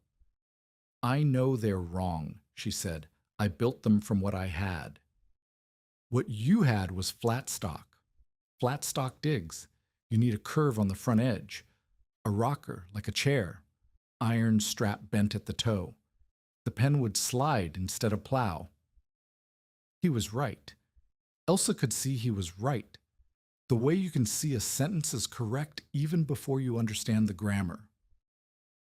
"I do not have iron strap," she said. "I have scrap iron in the wagon. I came to fix a wheel hub. I can bend you a pair of runners before noon if you have a fire and a post to bend against." Elsa looked at him. She looked at the pen. She looked at the road, where the ruts from her flat runners told the story of every hard mile she had dragged the sled. "There's a fire in the stove," she said, "and a post by the barn." Oren bent the runners in 2 hours. They were not pretty. They were rough iron with hammer marks and a curve that was slightly uneven on one side. But when Elsa dragged the pen across the yard, it moved like a boat on water instead of a plow through dirt. And the difference was so large that she stood at the end of the yard and stared at the pen, and then stared at Oren and said, "What else is wrong?" He told her. The hurdle stakes were too thin and would split after one winter. The water pan edges were sharp and would cut bird feet. The roost poles were too close together, and the birds were fouling each other at night. The canvas sheets were rigged with knots that would jam in wet weather. Elsa listened to all of it. She rejected half of it. The hurdle stakes were thin because she had no thicker wood. The water pan edges she could file, and she told him so. The roost spacing she agreed with. The canvas knots she did not agree with, and she showed him why. Her knots were designed to slip fast when she needed to drop the canvas and grab a bird, and his suggested knots would hold tighter, but release slower. Oren looked at the canvas rig and said, "You're right. I did not think about the release." It was the first time in a year that a man had told Elsa she was right about something she had built. She did not know what to do with the feeling, so she fed him dinner instead, and he sat at her table with Etta and Milo and ate eggs and cornbread and said very little, and when he left, he said he would come back to fix the roost poles if she wanted. She wanted, but she did not say so for 3 days, because wanting had cost her before, and she was careful now about what she reached for. He came back. He fixed the roost poles. He rebuilt 2 hurdle frames with heavier willow. He filed every water pan edge smooth. He did not ask about the poultry hook hanging by the barn door, but he looked at it once, and Elsa saw him look, and neither of them mentioned it. The spring hatch of 1875 was smaller than the previous year. The nymphs appeared in the usual places, ditches, creek banks, low wet ground, but in lower numbers, and the 5 families that had built lanes swept them before they grew wing pads. Elsa's flock, rotating between farms, cleaned the worst patches. The crisis came and went without a swarm, without panic, without anyone losing a full crop. It was not dramatic. It was not a story anyone would tell around a fire. But it was proof, quiet, measurable proof, that the system worked not just in an emergency, but in the ordinary ongoing work of keeping insects below the level where they became a plague. And Elsa stood in her wheat in June of 1875, 1 year after the swarm, and looked at the heads filling with grain and the birds moving through the lanes and the horizon that was clear and blue and empty. And she felt the place inside her where Barbro's voice had been, and she kept working because that was what Barbro had taught her to do when there was nothing left to say. The poultry hook knocked softly against the barn door in the evening wind. Etta marked the day's count on the tally board. Milo fed the ash wallow with a tin cup, careful and slow, the way Barbro had shown him when he was 4 and she was alive, and the world was still a place where an old woman could walk 8 miles to help a stranger because the stranger was doing something worth walking for. Royal Bixby had not yet come to Elsa's gate to buy eggs, but the summer was young, and hunger had a way of teaching men what mockery could not.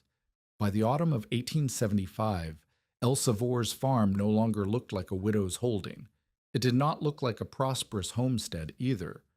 It looked like something without a name yet, a place where work had been done by someone who valued function over appearance and had not stopped working long enough to care about the difference. The brush lanes ran in 6 parallel tracks from the barn to the wheat field, with branch lanes splitting toward the garden, the oat strip, and the lower creek ground. The hurdles were a patchwork of willow, scrap slats, and barrel staves, some original and some rebuilt by Orrin with heavier frames and iron-strap joints that would survive a second winter. The water pans, 53 of them now, the original 42 supplemented by cut tins Collis Harker had collected from the store's refuse pile, marked the flock paths in a grid that looked random from the road but followed the insect pressure Etta mapped on her tally board each morning. The cleaning pen sat near the garden, fenced with Barbro's netting and a second layer of chicken wire Elsa had bought with egg money. 20 birds rotated through it at all times, 10 days on grain and greens, then back to the lanes, replaced by the next 20. The system produced market eggs that were clean, golden yolked, and free of the locust taint that Royal had used against her. Elsa stored surplus eggs in water glass, a lime and water solution she mixed in crockery jars, and the preserved eggs lasted through December and January when fresh eggs were scarce and prices doubled. The roost shelters had been rebuilt twice. The first version, Barbro's original design, had been adequate for summer. Orrin replaced the walls with double-layered sod packed with straw, leaving ventilation gaps at the top that let moisture escape without letting wind enter. The birds entered the shelters fat from autumn foraging and emerged in spring lean but alive, and the loss rate over the winter of 75 to 76 dropped to 11 birds, the lowest since Elsa had bought the flock. The flock itself had changed.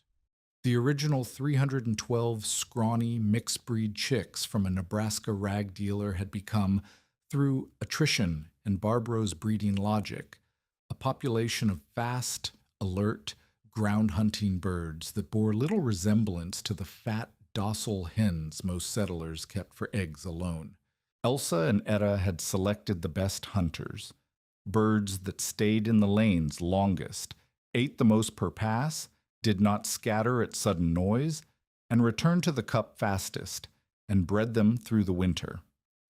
The spring chicks of 76 were visibly different, quicker to range, faster on their feet, more inclined to scratch at the base of stems where nymphs clustered. They were not a breed. They were a tool being sharpened generation by generation, exactly as Barbro had said. By the summer of 1876, Elsa managed 4 flocks totaling 380 birds. The main flock of 200 worked her own lanes. A second flock of 60 rotated among 3 neighboring farms on the sled with Orrin's curved runners. A third flock of 40 was the cleaning pen rotation for market eggs. A fourth flock of 80 all-spring chicks was in training, learning the cup and the lanes under Etta's management. Etta was 9 now, and she kept the ledger in a hand that was firmer than Elsa's.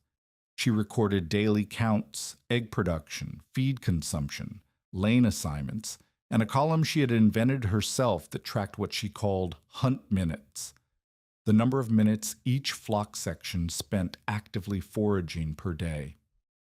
The numbers told a story that confirmed what Elsa could see with her eyes. The selected birds hunted longer, ate more insects, and wasted less time than the unselected ones. The tool was getting sharper. Milo was 6. He was quiet, as he had always been, but he handled the birds with a gentleness that the birds responded to. He could walk into a flock and pick up a hen without startling the others, a skill Barbro had tried to teach Elsa and failed, because Elsa moved too fast and the birds felt the urgency in her hands. Milo did not move fast. He moved the way water moves into a still pool, and the birds treated him as furniture soa, present, warm, and not worth fleeing from. The teaching had spread beyond Elsa's immediate neighbors. 12 households in the Jewel Center area used some version of her system. Not all of them succeeded.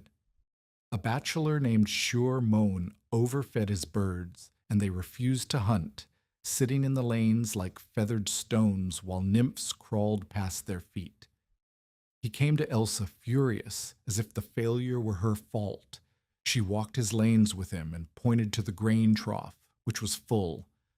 "Hungry birds hunt," Elsa said. "Full birds loaf. That is not my rule. That is the birds' rule." Shur reduced the feed. His flock began hunting within 2 days. He did not thank Elsa, but he stopped complaining, which among the men of Jewel County amounted to the same thing. A family named Grindheim released their birds into standing corn without building lanes. The birds ate corn silk, knocked down stalks, and scratched seed from the hills. The family lost more to the chickens than they would have lost to hoppers.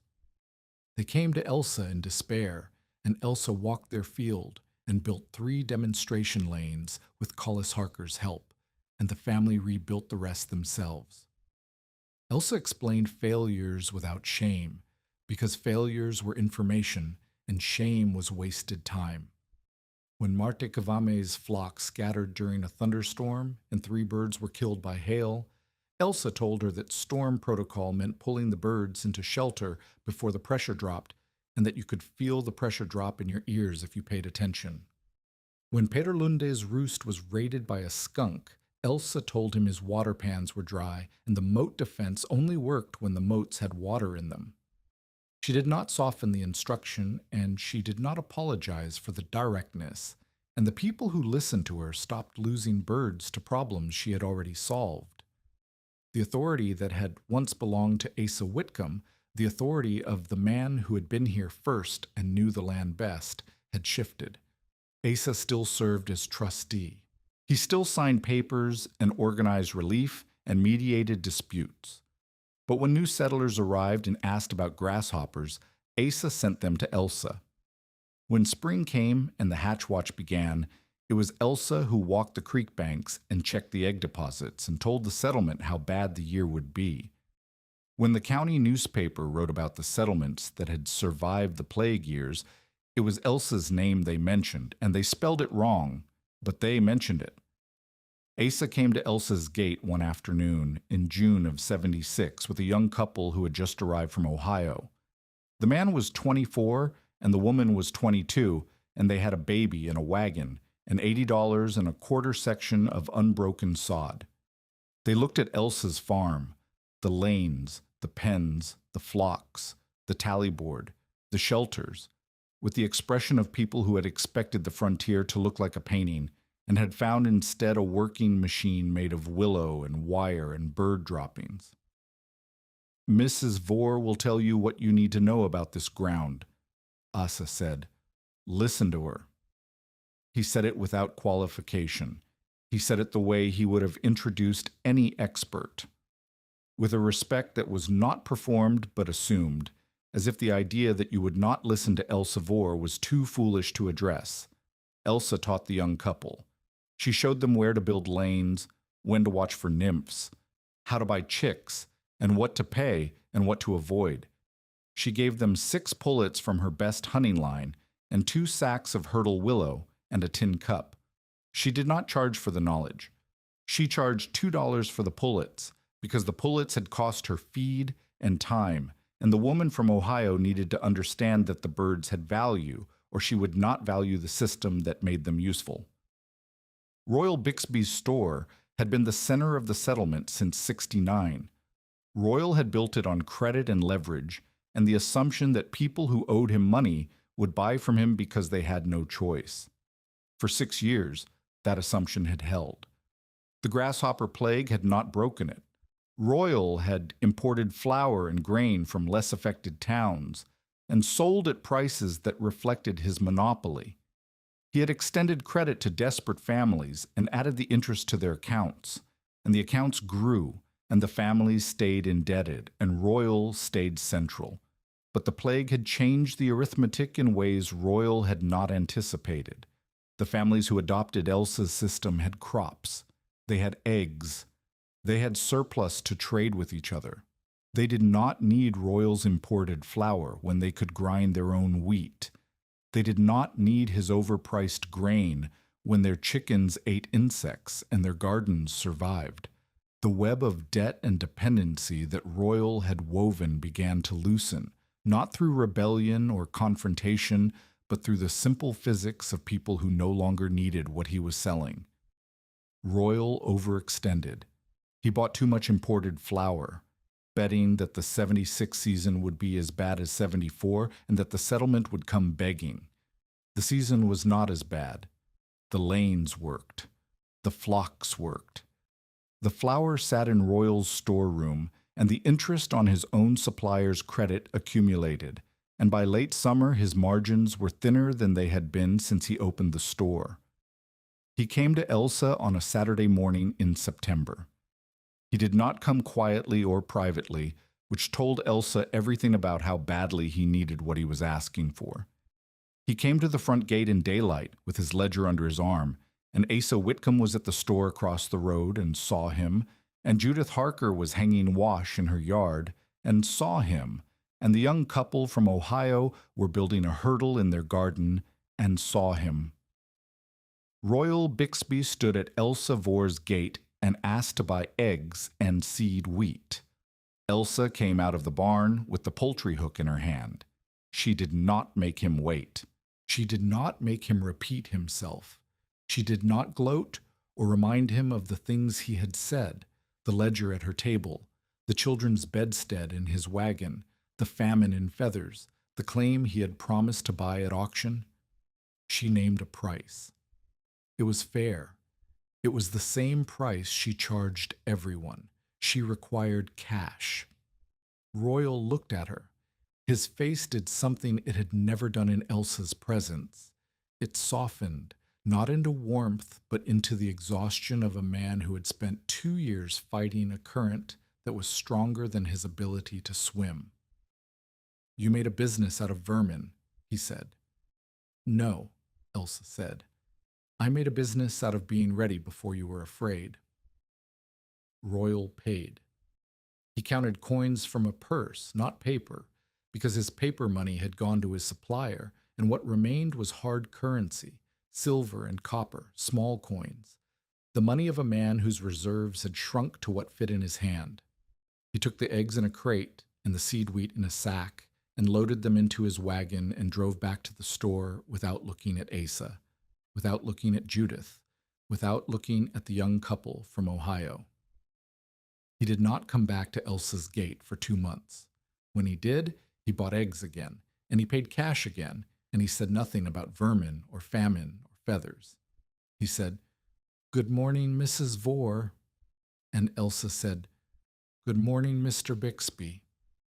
And that was the conversion, not a speech, not an apology, not a dramatic reversal, but the quiet surrender of a man who had learned to buy from the woman he had once planned to ruin. Orrin Neve had been coming to Elsa's farm twice a week since May of '75. He fixed things. He built things. He improved things Elsa had built, and he accepted corrections when Elsa told him his improvements were wrong, and he made the corrections without sulking, which was a quality Elsa had not known she valued until she encountered it. The courtship, if it could be called that, and Elsa would not have called it that, and Orin would not have called it that, and Etta would have called it Orin fixing things and staying for dinner, developed through shared work. Orin redesigned the sled runners twice more, each version smoother. He built a chick brooder box with a ventilated lid and a brick compartment that held heat longer than Elsa's flannel-wrapped stones.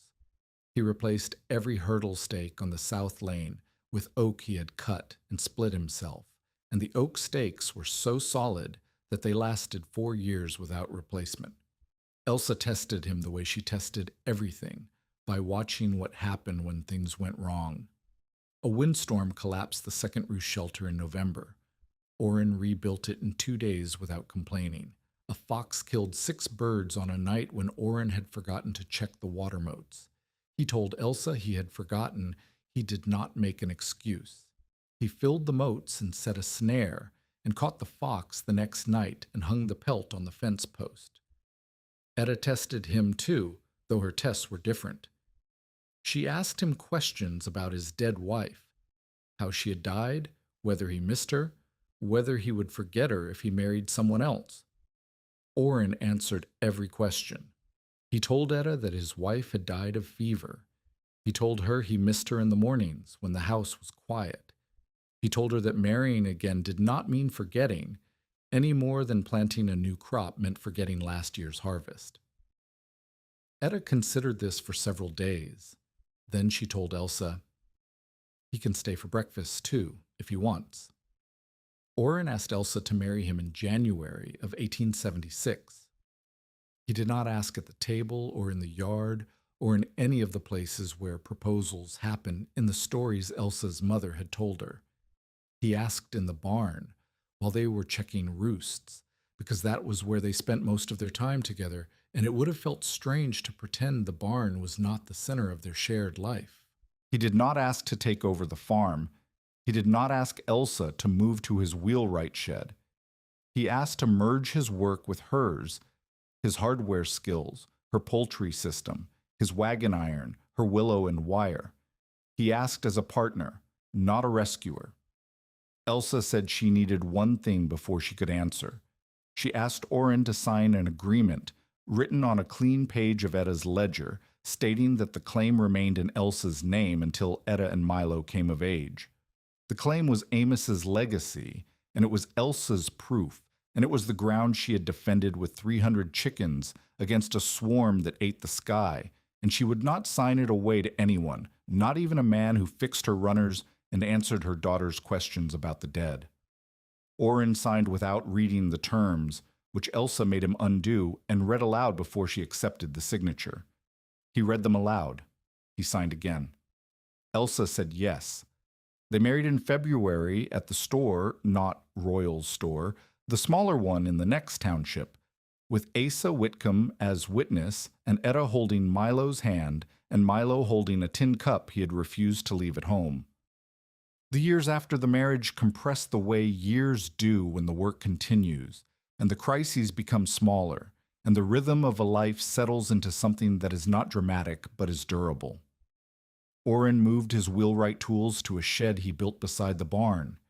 He made poultry equipment, brooder boxes, hurdle frames, iron-strapped skid pens, curved runners for sleds, and sold it to the families Elsa had taught.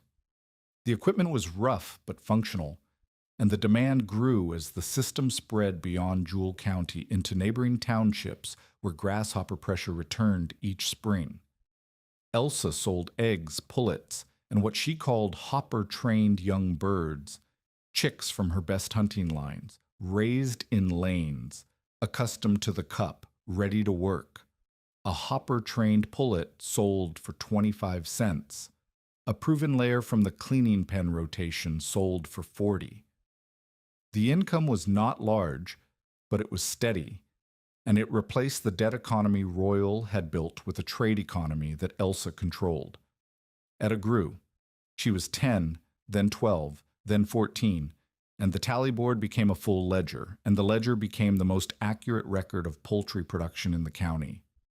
She tracked hatch rates, mortality, egg output, feed costs, hunt minutes, and a new metric she had invented, cleared acres per flock day, which measured how much ground a flock could clean in a single day of lane work. The number rose each year as the birds got better and the lanes got longer and the families who used them got more skilled. Milo grew. He was 6, then 8, then 10, and he never talked much, but he handled birds the way some people handle horses, with a calm that the animals recognized and responded to. He could walk into a flock of 80 agitated hens and stand still, and the flock would settle around him like water around a stone. Elsa used him to calm panicked birds after storms, to transfer broody hens without breaking their set, to introduce new chicks to established flocks without the pecking wars that killed weaker birds. Milo did not keep the tally. Milo was the tally, the proof that the system worked because the birds trusted the people who managed them. Asa Whitcomb aged. The trustee work passed to a younger man, and Asa spent his later years walking the settlement roads and stopping at farms to check on people the way he had always checked on people, with arithmetic, without sentiment, but with a fairness that the years had deepened into something that looked, from certain angles, like kindness. He sent every new settler to Elsa before they planted their first crop on Low Creek ground. He told them the same thing. Talk to Mrs. Neve. She will tell you about the ground and the hoppers and the birds. Listen to her. He still called her Mrs. Neve, never Elsa, and she still called him Mr. Whitcomb, never Asa, and the formality was a form of respect they had never discussed and never abandoned. On a late spring morning in 1880, 6 years after the swarm, 4 years after the marriage, a lifetime from the day Royal Bixby loaded a children's bedstead into his wagon, Elsa stood at the edge of her wheat field and watched something she had not seen before. Children from 4 neighboring farms were crouched in the ditch along the creek road, and Etta was showing them how to read grasshopper nymph stages. She held a nymph on her finger and pointed to the wing pads and explained what the ridges meant: early, growing, near flight. And the children leaned in and touched the insect and asked questions, and behind them, in the nearest lane, 80 birds from the training flock waited behind the brush hurdles with the patience of tools that knew their work. Elsa watched from the fence. She held the bent poultry hook in her hand. Barbro's hook, still hanging by the barn door after 6 years, still warm from the sun on cold mornings, still making that soft knocking sound in evening wind. Orrin stood beside her, sawdust in his beard, an iron runner in his hand that he was shaping for a new skid pen. Milo sat on the fence rail with a hen in his lap, stroking its back with one finger. The wheat was tall. The lanes were clean. The tin cup hung on its nail by the barn door, and the flock knew its sound the way a congregation knows a bell. Within 3 seasons of the swarm, Elsa's system had become one of the settlement's practical defenses: early hatch watch, weed edge clearing, flock lanes, controlled feeding, and clean egg finishing. 12 families used pieces of it. 4 maintained flocks, large enough to matter. Etta had trained 6 children from neighboring farms to read nymph stages, and those children checked the creek banks every Saturday morning and reported to Elsa what they found. The tin cup called Fawsum, that flat metallic tap that Elsa's mother had used in a Missouri orchard, and Barbro had carried from Minnesota, and Elsa had carried through a swarm, became a sound the children of the creek bottoms recognized the way they recognized the sound of the school bell or the sound of their own names called across a field. Elsa lived out her years on the same claim, not a desperate widow, a producer of eggs, pullets, seed wheat, and practical knowledge that spread outward from her gate, the way ripples spread from a stone dropped in a still creek. She did not become rich. She did not become famous beyond the county line. She became the person people consulted before they planted on low ground, before they ignored nymphs in the ditch grass, before they assumed that smudge fires and ropes would be enough. Etta ran the accounts. Milo managed the spring hatch rotations. Oren built the hardware, and Elsa tapped the cup and walked the lanes and checked the wing pads and told anyone who asked that the secret was not the chickens. The secret was starting before you were afraid. She died in old age on the claim Amos had proved and she had held. The bent poultry hook still hung beside the barn door. Etta left it there. Royal Bixby had called it a famine in feathers. In March of 1874, when the chicks were scrawny and the barn stank and every coin Elsa owned had gone to buy mouths she could not yet feed, the phrase made sense. Every feather was hunger. Every chick was a subtraction from the flour barrel and the cornmeal sack and the $18.40 that were all the world had left her. A famine in feathers. The men at the store had repeated it the way men repeat things that confirm what they already believe, and the laughter had carried across the county like the smell of smudge smoke, everywhere and useless. But the feathers moved. That was what Royal had not counted, and Asa had not measured, and Judith had not believed. In July, when the sky went dark from the northwest, and the sound came like rain on dry paper, and the fields turned brown in hours, the feathers became motion. 238 birds poured through brush lanes and ate what the land threw at them, and the wheat inside the perimeter stood while the wheat outside fell, and a 7-year-old girl held a tin cup in a swarm and moved a flock because her mother could not be in two places at once. By autumn, the feathers became eggs in clean straw and seed in sacks, and neighbors waiting at Elsa's gate not to laugh but to learn. The famine had become a harvest, and the harvest had become a system, and the system had become a sound, a flat metallic tap that carried across the creek bottoms on a spring morning while children crouched in a ditch and learned to read the future in the wing pads of an insect. The last image is not the town. It is not the sky. It is not a moral drawn in broad strokes about the frontier or the human spirit or what women can do when the men are wrong. It is Elsa's hand tapping the tin cup once, and beyond the barn door, hundreds of birds lifting their heads at the same time. They had laughed because she bought mouths to feed, until the day those mouths fed the town,